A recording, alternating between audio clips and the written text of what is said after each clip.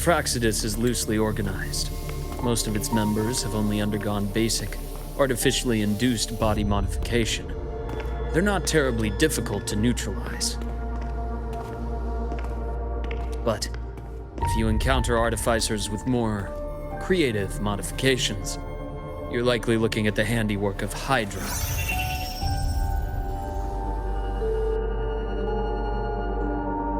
Hydra is their leading mind on human evolution and body modifications. Whoever they are, they often work in tandem with Siren. In other words, if you spot one, be on guard in case the other is lurking close by.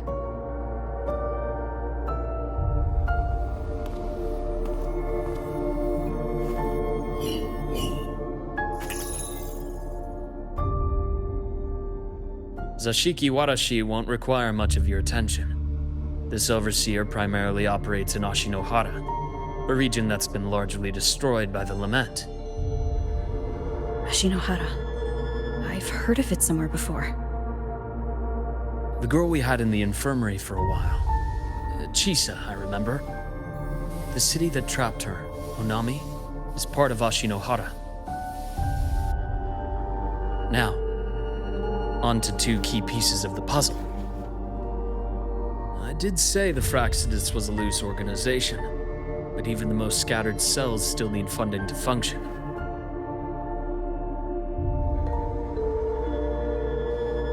Remember that report from earlier?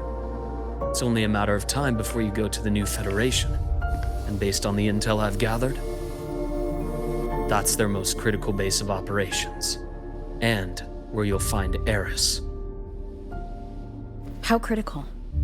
Do they operate in the open? Not exactly, but in a place where money talks, they must have members in the highest echelons of government and business. Key members. Their foothold in the new Federation has given them immense leverage. With that endless stream of wealth, The Fraxidus operates with impunity across the planet. Speaking of which, Star Torch Academy is also heavily funded by the new Federation. To be blunt, they're the Space Trek Collective's single largest donor. Eris, huh? Duly noted. I'm assuming the other key piece is the Grand Architect. The Fraxidus Grand Architect. Their true name is unknown. They only appear through borrowed identities. Real people, legendary beings, and even the phantoms of the dead from others' memories. I did brush shoulders with them once. It was a shame. I had no idea at the time, and missed my shot. This pen was the only thing I brought back from that great fire. I have yet to decipher the lettering, but it shows one thing for sure. The Grand Architect has been around for a very, very long time. It's a pity you called me to Lahai Roy. Otherwise, I would have continued following that trail. But you always have a good reason, right? You uncovered all this by yourself? More or less. I did have some help along the way. To get your hands on one of the Grand Architect's personal items, you did more than just follow a trail. You infiltrated them. Playing along with them isn't that difficult once you get the hang of it. Like I said, they are a loose organization. Knowing the Fraxidus, stealing all that intel on the Overseers is risky, no matter how loose they are. Each infiltration will only be more dangerous than the last. Luke, how can a doctor who doesn't value his own life save anyone else's? You know, this is the second time you've said those words to me.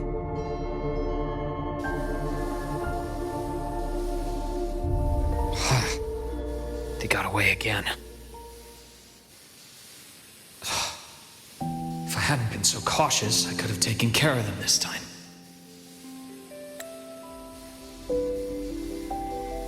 I should send today's findings to her. It's been 2 years. I suppose I'm due for a report.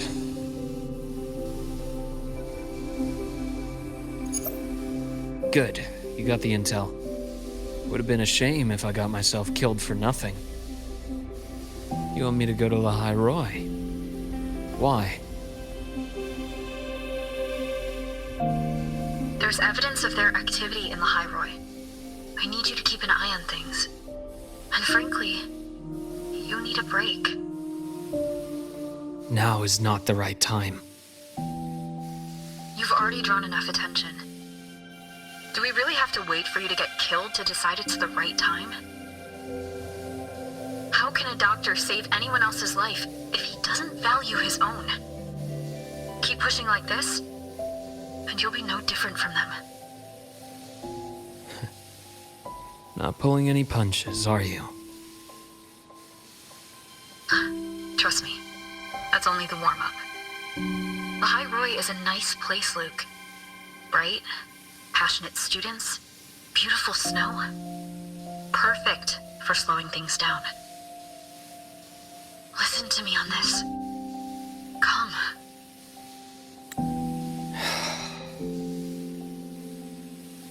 Very well. As you wish. So I've led a leisurely life in the High Roy ever since. No need to worry. I know my limits.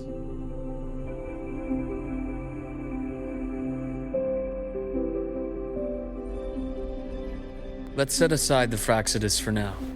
We should discuss the Exostrider plan. But first, tell me what happened to you and Imeth in the Frostlands.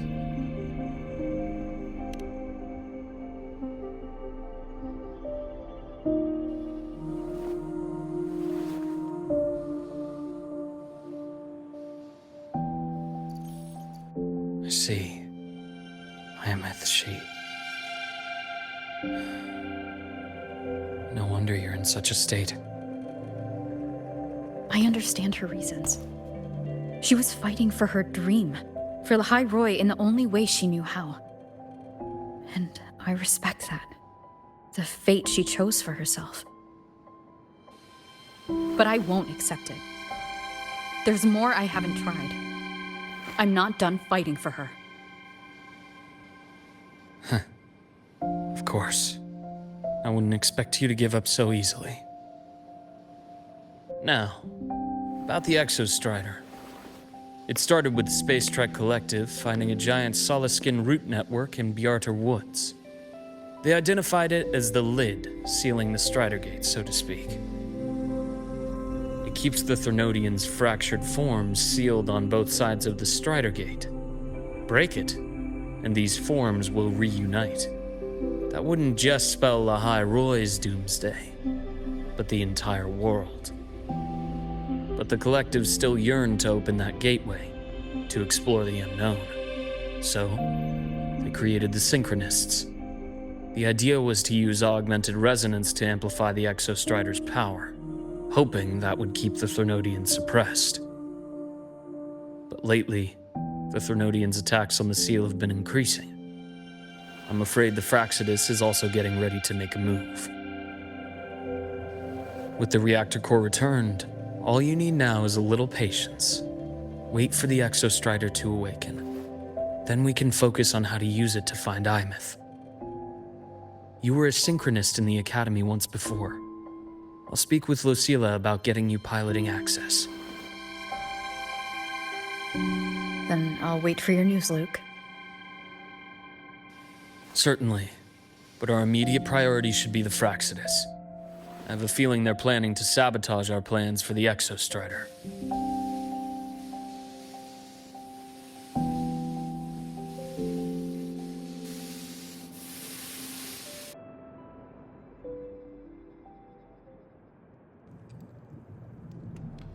Rover said she'd like to check on the Exostrider in the Frostlands before she left. Well, it could be a way to take her mind off things. Now then.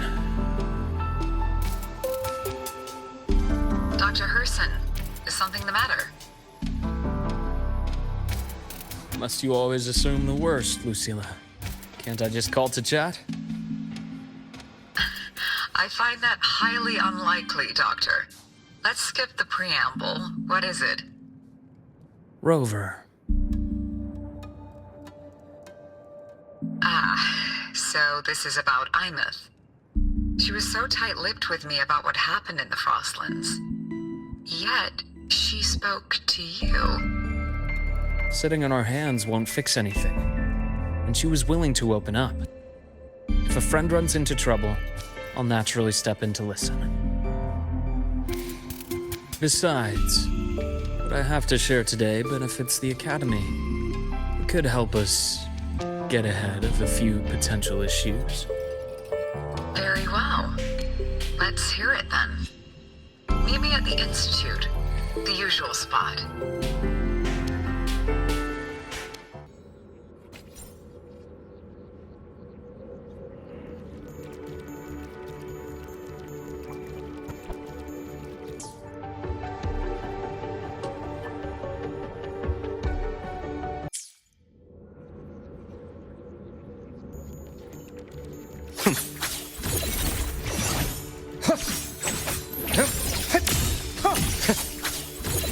Imbalance ends here. Game over.